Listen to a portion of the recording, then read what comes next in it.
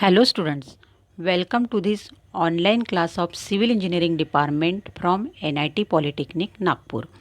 Myself Purnima Dongre, subject teacher of Public Health Engineering. Today we will see about Unit 2, that is purification of water, and today's topic is coagulation. Learning outcome. In this we will see about course outcome, program outcome and unit outcome. यह unit पढ़ने के बाद आपको किस बात का knowledge मिलेगा? तो सबसे पहले देखते हैं course outcome. Estimate the quantity of drinking water and waste water generated. Drinking water और वेस्ट वाटर की क्वांटिटी कितनी रहेगी, इस बारे में आपको नॉलेज मिलेगा. नेक्स्ट है प्रोग्राम आउटकम. इस टॉपिक से रिलेटेड प्रोग्राम आउटकम है PO1, PO2, PO3, PO5, PO6, PO8, PO9, PO10, जैसे कि basic knowledge, discipline knowledge, experiments and practice, engineers and society, environment and sustainability, individual and team work, communication and life long learning.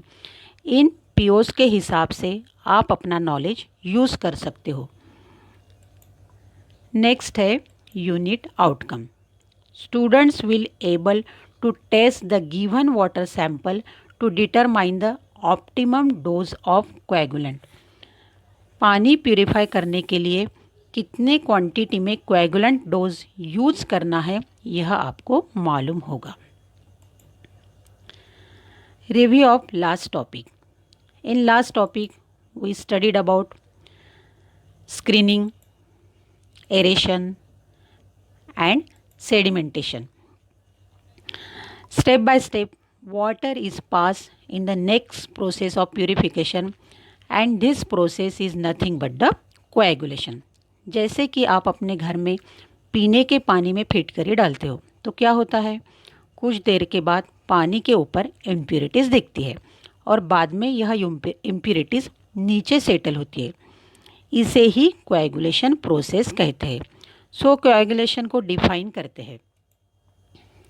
The process of mixing chemicals to water to neutralize the electrical charges and to form an insoluble gelatinous flocculent precipitate for absorbing suspended and colloidal particles of impurities is called as coagulation. अभी coagulant add करने के बाद पानी में जो process होती है उसे दो पार्ट में डिवाइड किया है. उसे प्रिंसिपल ऑफ कोएगुलेशन कहते हैं. तो कोएगुलेशन के प्रिंसिपल्स क्या है?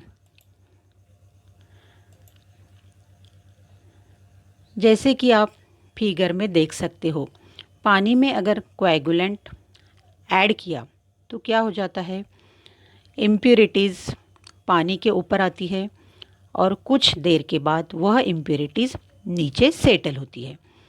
So this principle is used in coagulation. तो फर्स्ट प्रिंसिपल है फ्लॉक फॉर्मेशन. पानी में कोएगुलेंट ऐड करने के बाद इंसोलुबल जिलेटिनस प्रेसिपिटेट फॉर्म होती है, उसे फ्लॉक कहते हैं. So what is mean by floc? When coagulants are added to water and insoluble gelatinous precipitate is formed. This precipitate is known as the flock. अभी यह फ्लॉक क्या करता है? यह फ्लॉक पॉजिटिव चार्ज रहता है और वह निगेटिव चार्ज क्ले पार्टिकल से अट्रैक्ट होके न्यूट्रलाइज हो जाता है और कुछ समय बाद यह इम्प्यूरिटीज़ टैंक के नीचे जमा होती है. It is called as electrical charge. The floc positively charge and attracts negatively charge clay particles and remove it from the water. So this principles are used in coagulation. अभी पानी में कौन सी कोएगुलेंट्स ऐड करते हैं? Different types of coagulants. First है aluminium sulphate और alum, जिसे कि कॉमनली फिटकरी कहते हैं। नेक्स्ट है chlorinated copper. Next ferrous sulphate and lime. Next magnesium carbonate and lime. Next है poly electrolytes and next sodium aluminate. These are the various types of coagulants, and depending upon quality of water, different types of coagulants are used.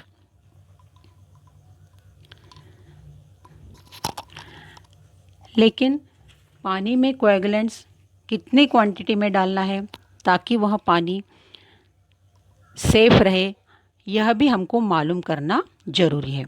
The required quantity of coagulant add in water is called as optimum dose of coagulant.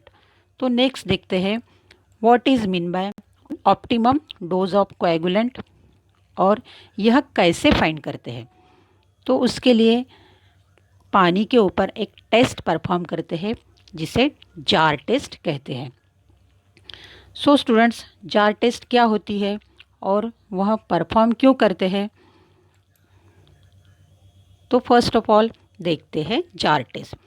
To determine optimum chemical dose, control test perform in the laboratory commonly called as jar test. पानी में कितनी quantity में coagulant डालना है उसके लिए जो test perform करते हैं उसे जार टेस्ट कहते हैं। आप फिगर में देख सकते हो परफॉर्मेंस ऑफ जार टेस्ट। सबसे पहले 6 जार्स में 1000 ml वाटर सैंपल लेते हैं। उसके बाद इस वाटर सैंपल में डिफरेंट क्वांटिटी में कोएगुलेंट्स ऐड करते हैं। जैसे कि फर्स्ट जार में अगर 25 मिलीग्राम कोएगुलेंट अगर ऐड किया तो नेक्स्ट इसमें 50 मिलीग्राम, नेक्स्ट इसमें 70 मिलीग्राम, नेक्स्ट जार में 100 मिलीग्राम, ऐसे इंक्रीजिंग ऑर्डर में कोएगुलेंट इस जार में ऐड करते हैं। ऐड करने के बाद यह पानी स्टीरर से स्टीर करना है with 60 to 80 RPM for 1 minute. 1 minute के लिए यह पानी स्टीरर से घुमाना है and the speed of the stirrer is 60 to 80 RPM. That is RPM is nothing but the revolution per minute. 1 minute में यह स्टीरर 60 to 80 बार घूमना चाहिए। आफ्टर 1 मिनट यह स्पीड कम करना है, that is 30 RPM for 15 minutes. 15 minutes के लिए यह स्टीरर 30 RPM के हिसाब से घुमाना है। Then turn off the mixer and allow to settle for 30 minutes. 30 minutes यह वाटर सैंपल मिक्सचर अलाउ करना है। Then turn off the mixer and allow to settle for 30 minutes. 30 minutes के लिए इस जार को सेटल होने के लिए रखना है। After 30 minutes observe and measure the turbidity of each jar sample. 30 minute के बाद आपको ईच जार को ऑब्जर्व करना है। ऑब्जर्व करने के बाद में आपको दिखाई देगा कि हर जार में जो जिलेटिनस फॉर्म होता है वो अलग अलग मात्रा में नीचे जमा हो जाता है। जैसे कि आपने ऑब्जर्व किया होगा कि पहले जार में वह ऊपर ही तैरता रहता है, सेकंड जार में थोड़ा नीचे आ जाता है, थर्ड जार में वह प्रेसिपिटेट और नीचे आ जाता है। ऐसे इंक्रीजिंग ऑर्डर में हर जार में ऑब्जर्व करने के बाद मालूम होता है कि जिस जार में वह प्रेसिपिटेट प्रॉपरली नीचे सेटल हो गया है वह ऑप्टिमम डोज ऑफ कोएगुलेंट कहते हैं। So main purpose of jar test is to find the optimum dose of coagulant. Optimum mean क्या होता है? Optimum means maximum dose of coagulant. इस प्रकार जार टेस्ट प्रैक्टिकल लैब में परफॉर्म करते हैं। Good floc formation will be the optimum dose of coagulant. So students, in today's session we studied about coagulation, types of coagulants, jar test. In next session we will continue about filtration. Important questions on today's topic are: explain principles of coagulation. State any 4 coagulants commonly used. Explain jar test with neat sketch. You have to solve these questions as assignment. If you will face any difficulty, then watch the video again, refer the notes provided to you, or contact me. Thank you for watching the video.